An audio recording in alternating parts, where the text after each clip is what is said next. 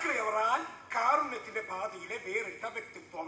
ആക്രി പേർക്ക് ജീവിക്കുന്ന അവറാൻ മക്കൾ ഉപേക്ഷിക്കുന്ന മാതാപിതാക്കളെ സംരക്ഷിച്ച് ഒരു കൂട്ടുകുടുംബം സ്ഥാപിച്ച് സമൂഹത്തിന് മാതൃകയാകുന്നു.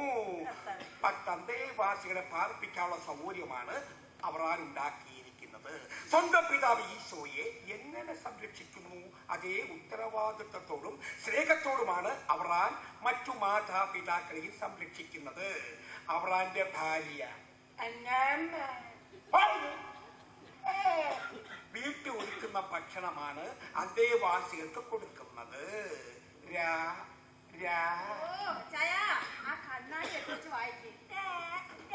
എനിക്കറിയാം. രാവിലെ ആക്രി പെറുക്കാൻ പോകും അവറാൻ വൈകിട്ട് സ്നേഹവുമായി മടങ്ങിയെത്തുന്നു. അവറാന്റെ സേവനമറിഞ്ഞ് നിരവധി വ്യക്തികൾ സംഭാവനകളുമായി എത്തിയിട്ടും ആരോടും ഒന്നും വാങ്ങിയില്ല. ഞാനായിരുന്നെങ്കിൽ ആരോടും ഒന്നും വാങ്ങാതെ അവറാൻ സമൂഹത്തിന്റെ പാതയില് വേറിട്ട വ്യക്തിത്വം തേടുന്നു. ഈ മൂപ്പിന് വല്ല കാര്യമുണ്ടോ എന്ന് നിന്നെ പോലെ ബോധമില്ലാത്തവന്മാര് ചോദിക്കും. ബോധക്കേടാണോ അമ്മച്ചി? ഏതെങ്കിലും വിധത്തിൽ മറ്റു പുത്തം കിട്ടിയാൽ അത് കണ്ടവനെ തിരിച്ചറിയേണ്ട കാര്യം എന്താ? അവനവന്റെ മക്കൾക്ക് പ്രയോജനപ്പെട്ടെന്ന് വിചാരിക്കണം. ഇതൊക്കെ ചെയ്ത ഏതാണ്ട് വലിയ ആളാവുന്ന അപ്പച്ചന്റെ വിചാരം. വലിയ ആളല്ലാഞ്ഞിട്ടാണ് ഒരു പത്രക്കാർ ഇങ്ങനെയൊക്കെ എഴുതിയിരിക്കുന്നത്. താണ്ടെ നിന്റെ കെട്ടുവനെയും മണോണാഞ്ചൻ തന്നെയാണ് ഇതൊക്കെ വായിച്ച് കേൾപ്പിച്ചത്. പത്രക്കാർ ഇങ്ങനെയൊക്കെ എഴുതിയിരുന്നു. അപ്പച്ചൻ ഇത്തരം വിവരക്കേട് കാണിച്ചെന്ന ഗതി അപ്പച്ചനെ വാക്കപ്പെട്ടവനായി പ്രഖ്യാപിക്കുമോ? എന്റെ കർത്താവെ, ആരറിഞ്ഞ് അങ്ങനെയൊന്നും ആകത്തില്ലെന്ന്. മനുഷ്യന് ഗുണമുള്ള കാര്യങ്ങളാണ് അങ്ങനെ ചെയ്യുന്നത്. അയ്യോ, നിസ്സാരാഗ്രഹമല്ലടി നിന്റെ അമ്മച്ചിക്ക്. അവരാ പുണ്യാളൻ മൂപ്പിന് ഇഷ്ടപ്പെട്ട നേർച്ച ആക്രി. എന്റെ അമ്മച്ചി പുണ്യാളന്മാരോട് തട്ടിയും മുട്ടിയും നടക്കാൻ വയ്യാത്ത അവസ്ഥയില്ല. പുണ്യാളനായോ ദൈവമായോ അതൊന്നും അല്ല ഇവിടുത്തെ കാര്യം. അങ്ങനെ മനുഷ്യന് ഗുണമുള്ള കാര്യങ്ങളാണ് ചെയ്യുന്നത്. അതിന്റെ ഗുണം നിങ്ങളുടെ മക്കൾക്കുണ്ടാകും. അയ്യോ, മക്കൾക്ക് ഗുണം ഉണ്ടാകണമെന്ന് ആഗ്രഹിക്കുന്നത് ഇങ്ങനെയൊക്കെയാണോ ചെയ്യുന്നത്? ഇപ്പൊ തന്നെ ഒരു 6 എണ്ണം ഉണ്ട്. ഇനി അത് 10 വന്നു. മാസാമാസം വൈദ്യപരിശോധന, 4 നേരം ചാപ്പാട്, ഇതിനൊക്കെ കാശ് വേണ്ടേ? ഇതേ ഞങ്ങൾ മക്കൾ നിന്നേണ്ട മുതല. അമ്മച്ചിക്ക് ഈശ്വരക്കൊന്നും ഒരു പ്രശ്നമല്ല. നിങ്ങൾക്ക് ഇന്നോ നാളെയോ എന്ന് പറഞ്ഞിരിക്കുക. ഞങ്ങളുടെ കാര്യം എങ്ങനെയാണോ ഈ നിൽക്കുന്ന ത്രേശക്കൊച്ചി നാളെ ഒന്ന് ഛർദിച്ചാൽ എന്താണ് അവർക്ക് വരയുടെ ശല്യം വല്ലതും ഉണ്ടോ? വേറെ പിത്താശിയുടെ കാര്യമല്ല പറഞ്ഞത്. നാളെ നമുക്കൊരു കുഞ്ഞുണ്ടായാൽ അവനവനെ കൊണ്ടാകുന്ന കാര്യം പറഞ്ഞു. പരിശ്രമം ചെയ്യുകയും വശത്തിലാക്കാൻ കഴിവുള്ളവണ്ണം ദീർഘങ്ങളാം കൈകളെ നൽകിയത്രേ മനുഷ്യരെ താരിൽ അയച്ചതും ഈശ്വരൻ. പോരുന്ന പല പ്രാവശ്യം പറഞ്ഞിട്ടുണ്ട് കേട്ടാ. നീ കേട്ടിട്ടുണ്ടോ? ഇതും കേട്ടിരുന്ന അതിനൊരു പരിഹാരമാവുക. അവനെ സോളമാ, അങ്ങനെ എന്തെങ്കിലും വരുമ്പോ നമുക്ക് അതേപ്പറ്റി ആലോചിക്കാം. എന്തായാലും എന്റെ ഈ മകളെ കെട്ടിയത് കൊണ്ട് നിനക്ക് നഷ്ടമൊന്നുമില്ല. നഷ്ടമുണ്ട്. ഒന്നും രണ്ടുമല്ല. ചക്കക്കുരു പോലെ ഒരു 5 ലക്ഷം നിനക്ക് എണ്ണി തന്നത് എന്റെ മകൻ. 50 പൈസക്ക് ഗുണമില്ലാത്ത ഈ എന്നെ കൊണ്ട് പറയുന്നില്ല. അതൊന്നും സോളമൻ പുട്ടടിച്ച് കളഞ്ഞിട്ടില്ല. ഇന്നത്തെ കാലത്ത് കാശി സൂക്ഷിക്കുന്നവരാ എടുക്കാൻ. തള്ളേ അപ്പച്ചനെ അമ്മച്ചി ഒന്ന് കടിഞ്ഞാലിടണം. കുതിരയോ കോവർ കഴുതയോ ഭർത്താവ് കുടുംബസ്വത്ത് പാഴാക്കി കളയുമ്പോൾ ആരാ ശ്രദ്ധിക്കേണ്ടത്? ഭാര്യ.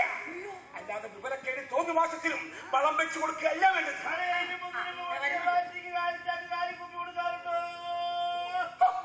ഐശ്വര്യത്തിന്റെ സേറം മുഴങ്ങുന്നു. ഒരു മനുഷ്യൻ ഏത് രീതിയിൽ കോടാക്കൊള്ളിയെ ചെയ്യത്തുള്ളത് അമ്മ എന്തോ ചെയ്യും. ഈ പുല്ലൊക്കെ ചാവാതെ ഈ പഞ്ചായത്തിൽ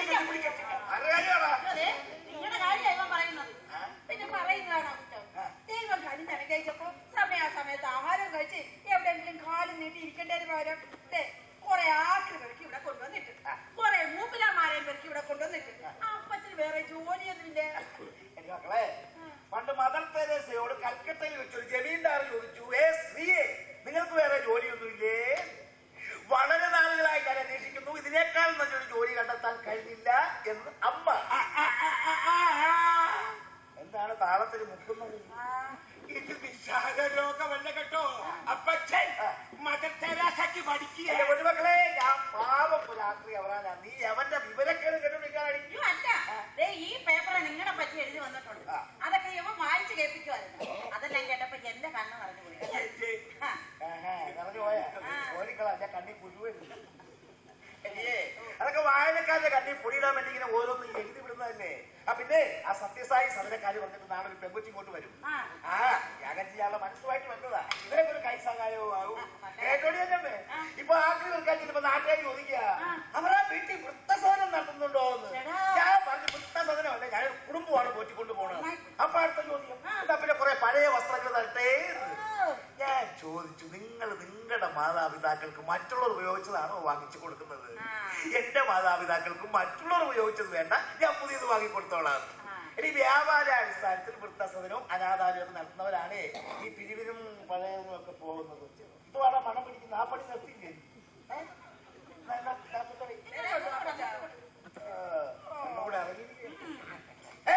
അതാണ് വെച്ചാൽ അതെന്താ വല്യപ്പച്ചന്റെ വായി മാത്രമേ പലാരിക്കത്തുള്ളൂ, ഞങ്ങളുടെ വായി പലാരിക്കത്തേ. ഈ പെണ്ണിനെ കൊണ്ട് ഞാൻ തോന്നി. നീ കൊണ്ട് അകത്തേക്ക് വന്നു. ഞാൻ ആദ്യം ഈ അപ്പന് കോളാലിപ്പിയെന്ന് പറഞ്ഞ് നടന്നു. എന്താ പറഞ്ഞു കരയുന്നത്? അപ്പച്ചൻ വലിയ കാര്യമായിട്ട് ഒരു സ്ഥാപനമൊക്കെ നടത്തിക്കൊണ്ട് വരിക. സ്ഥാപനമല്ല, ഞാൻ കുടുംബമാണ് നടത്തിക്കൊണ്ട് പോകുന്നത്. കുടുംബമോ എന്ന് കോളാലിയോ? വല്യപ്പച്ചൻ ഈശോ നിങ്ങൾക്ക് പണി തരും. പിന്നെ അങ്ങനെ എനിക്കിട്ടൊന്ന് പണിയാനാണ്. മുപ്പിന്ന് അപ്പച്ചന് പേര് ദോഷം ഉണ്ടാക്കുമ്പോ അമ്മച്ചിയാണ്. അമ്മച്ചെ കൊണ്ടാണ് എന്റെ അന്നമ്മയെ കൊണ്ടൊന്നും ഒരിക്കലുമില്ല. അന്നമ്മ എനിക്ക് ആവശ്യമുണ്ട്, അതുകൊണ്ട് പറഞ്ഞു. എവരുള്ള കാര്യം പറയുമ്പോ അപ്പച്ചൻ പണ്ടേ ഇങ്ങനെ എന്റെ മക്കള് പറഞ്ഞു. അന്റെ വാസികളായിട്ട് ഇവിടെ രണ്ട് സ്ത്രീകൾ ഉണ്ടല്ലോ. അതിൽ ആ മീനാക്ഷി എന്ന് പറഞ്ഞ പെണ്ണുപിള്ളയുടെ കീഴെന്ന് തന്ത മാറത്തില്ല. നമ്മളൊന്ന് ശ്രദ്ധിക്കണം. മുപ്പിന്ന് ഏറെക്കുറെ അവരെ വളച്ച കോളാണ്. നമ്മൾ നിർബന്ധിച്ച പല്ല് തെക്കുന്ന പുള്ളി ഇപ്പൊ 2 തവണ പുല്ല് തെക്കുന്നു, ദിവസവും കുളിക്കുന്നു, വീറും വൃത്തിയും നടക്കുന്നു. എന്താ ഇതിന്റെ അർത്ഥം? വീറും വൃത്തിയായിട്ട് നടക്കണമെന്ന് ഞാൻ അപ്പനോട് പറഞ്ഞിട്ടാ. കറച്ചക്കിയുടെ ചോട്ടിൽ വൈറ്റ് സിമെന്റ് അടിച്ച പോലെ മുഖത്തൊക്കെ പൗഡറൊക്കെ തേച്ച് നടക്കേണ്ട കാര്യം എന്താ? ഈ മൂത്ത് കിളവന് അവസാനം കിളവിയാരെ അടിച്ചോണ്ട് പോയെന്ന് പേര് ദോഷം ഉണ്ടാവരുത്. മഹാഭാവി എനിക്ക് അപ്പന് 19 വയസ്സ് പ്രായമുണ്ട്, അവർക്കും ഉണ്ട് 80 വയസ്സുള്ള പ്രായം. പ്രേമത്തിനെ പ്രായം ഒരു പ്രശ്നമല്ല, അവസരം കിട്ടിയാൽ മതി. ഞാനൊരു പോലീസുകാരനായത് കൊണ്ട് ഇതൊക്കെ കണ്ടത് അപ്പ പിടികൂടും. എന്റെ അപ്പൻ ഇപ്പൊ 10 വയസ്സ് കുറഞ്ഞിട്ടില്ലേ? കാര്യമെന്താ? കാര്യമെന്താ? കിളവിയാടെ പിന്നാലെ മണത്ത് നടന്നതിന്റെ സൈഡ് എഫക്റ്റാ. അതെ പറഞ്ഞെന്താന്ന് മനസ്സിലായോ? ഞാൻ പറഞ്ഞു അപ്പൊ ഞാൻ മീനാക്ഷി അമ്മയായിട്ട് പ്രേമത്തിലാണെന്ന്. ഉള്ളതാണോ അപ്പ? പോലീസുകാരന്റെ ഒരു കഴിവേ എങ്ങനെ ഇരിക്കുന്നു? ഇങ്ങനെ ഇരിക്കുന്നു. മൂപ്പിനെ തൊണ്ടിയോടെ പിടിച്ച് മുന്നിൽ നിർത്തി തന്നില്ലേ സോളമനെ? വലിക്കാനല്ല, 10 വർഷം യൂണിഫോം ഇട്ടത്. എനിക്ക് അവരോട് മാത്രമല്ല ഇവിടെ താമസിക്കുന്ന 6 പേരോടും പ്രേമമാ. അല്ല, സ്നേഹം. എന്റെ മോൻ ഈ ജീവിതം കൊണ്ട് ചെയ്ത ഏറ്റവും വലിയ കാര്യമായത് അവൻ ഇത് തുടങ്ങുന്നതിന് മുമ്പ് ഈശോയുടെ ഏറ്റവും വലിയ കൂട്ടുകാരൻ ആരാണെന്ന് ചോദിച്ചാൽ ഞാൻ പറയുമായിരുന്നു എന്റെ മകനാണെന്ന്. ഇന്ന് എനിക്ക് 6 കൂട്ടുകാരുണ്ട്, എന്റെ മകനെ കൂടാതെ.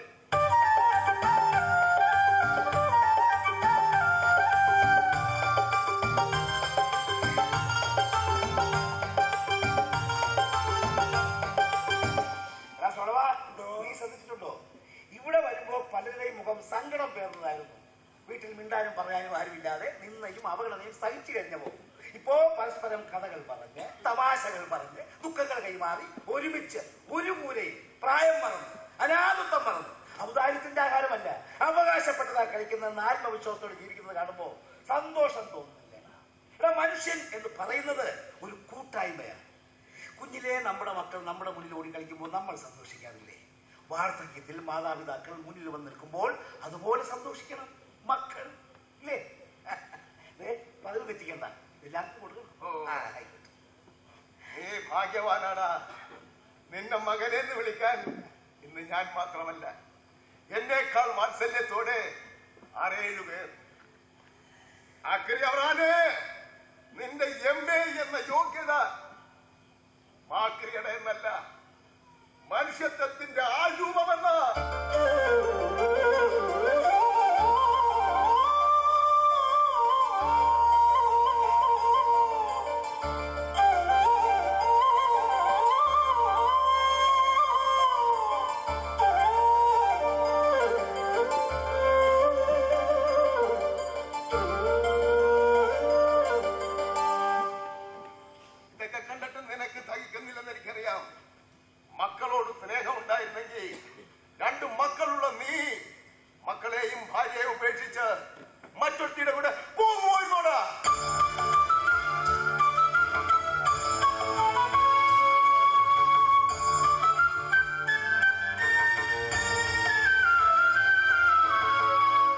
മക്കളെ പൊന്നുപോലെ വളർത്തുകയും ചങ്കിൽ കൊണ്ടു നടക്കുകയും ചെയ്യുന്ന മാതാപിതാക്കളെ മക്കൾ ഉപേക്ഷിക്കുന്നു. പിന്നെ നിന്നെയൊക്കെ പോലുള്ള എംബോക്കികളുടെ കാര്യം പറയേണ്ടതുണ്ടോ? വാർദ്ധക്യത്തിൽ നീയൊക്കെ പുഴുത്ത ജാഗത്തോടാ. ഒന്ന് മയത്തിന് പ്രാഗ് വല്യപ്പച്ച